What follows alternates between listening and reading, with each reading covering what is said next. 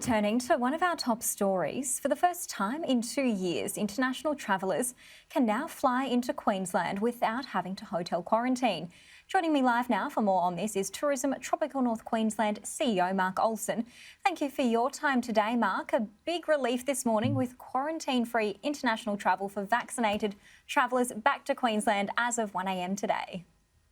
Yeah, look, it's a great relief for the tourism industry here in Cairns and the Great Barrier Reef after 22 months of global isolation. So we're really pleased to see Queensland's come in line with the other eastern states, and that allows quarantine-free travel, particularly now for international students and working holiday makers.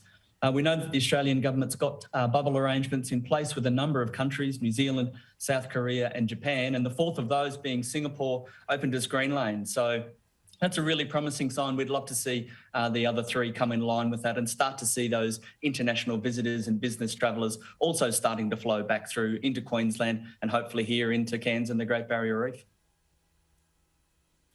We saw some of those Singapore flights come into Brisbane earlier, but what about up in the far north? Have tourism operators seen a significant increase in bookings in the lead up to these flights coming back in today? Yeah, throughout COVID, our international airport has remained open. So we've always been a pathway home for Aussies, and we're starting to see some early bookings coming through from international students, particularly out of key markets like Japan. They're very keen to get back into Cairns and the Great Barrier Reef. Working holiday makers a little bit slower. So it's going to be a slow recovery, particularly for Cairns. It's been a long break, a long hiatus from international travel. So the airlines have got to get back up in place. Our airport is ready and raring to go. And certainly the industry are starting to hear some early bookings, and we've seen the flight tracker start to pick up with more people searching for flights, particularly out of the UK and Europe, but also from Japan. That's what we like to hear. But how long do you think it could take for the industry to regain to pre-pandemic levels?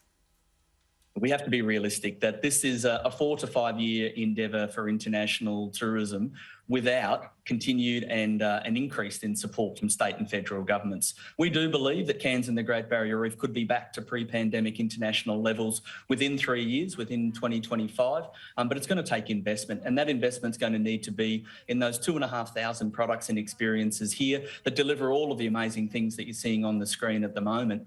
They've got to get back internationally. They've got to get back and reconnect with the international trade and distribution system, many of which have also been significantly impacted over the last 2 years. They're reskilling their teams in selling Australia. We've had great support from Tourism Australia, straight going back into to the work and play market with working holiday makers. We know Tourism and Events Queensland teams are ramping up, and Cairns and the Great Barrier Reef operators are going to be there. But many of them have had their greatest cash crisis over the last few months, particularly the summer that never was. We were really hoping to see a really big domestic boom over November, December and January, but the Omicron strain certainly saw to that.